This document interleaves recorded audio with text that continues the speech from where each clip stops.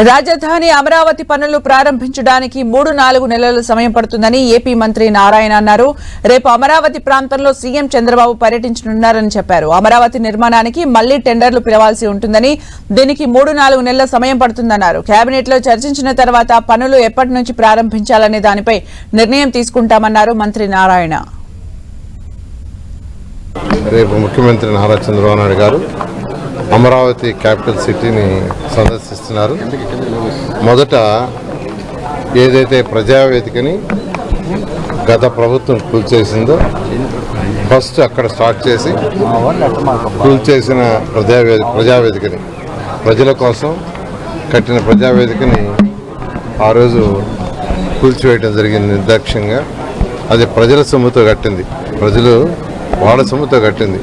అందువల్ల ఫస్ట్ దాన్ని విజిట్ చేసి అక్కడి నుంచి యాక్చువల్గా ఫౌండేషన్ స్టోన్ ఎక్కడైతే వేసామో ఆ రోజు ప్రైమ్ మినిస్టర్ గారు రావటం, మోడీ గారు వారి ద్వారా ఫౌండేషన్ స్టోన్ ఇచ్చాము. ఫస్ట్ ఆ ప్రాంతాన్ని విజిట్ చేసి అక్కడి నుంచి ఎమ్మెల్యేలు, ఎంపీలు, ఎమ్మెల్సీలు, తర్వాత వచ్చి మినిస్టర్లు, తర్వాత వచ్చి జడ్జెస్ ఆ క్వార్టర్స్ విజిట్ చేయటం. అక్కడి నుంచి మళ్ళా అధికారుల కోసం నిర్మించిన ప్రిన్సిపల్ సెక్రటరీస్ కావచ్చు, సెక్రటరీస్ కావచ్చు, డైరెక్టర్స్ కావచ్చు, కమిషనర్స్ కావచ్చు, డిఫరెంట్ గ్రేడ్ ఆఫీసర్స్కి అవన్నీ కూడా కంప్లీట్గా కవర్ చేసి తర్వాత ఏదైతే చివరిగా సిఆర్డిఏ ప్రాజెక్ట్ ఆఫీస్ని చివరిగా విజిట్ చేయడం జరుగుతుంది. దాని మీద సిఆర్డీ ఆఫీస్ దగ్గర ప్రెస్ మీట్ ఉంటుంది, సిఆర్డీ ఆఫీస్ దగ్గర.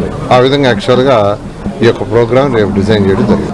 పనులంటే యాక్చువల్గా ఇప్పుడు ఏదైతే అంతకుముందు 2014-19 దాకా అనేక వర్క్స్ చేసాము. అయితే అవన్నీ కొన్ని డ్యామేజ్ చేశారు.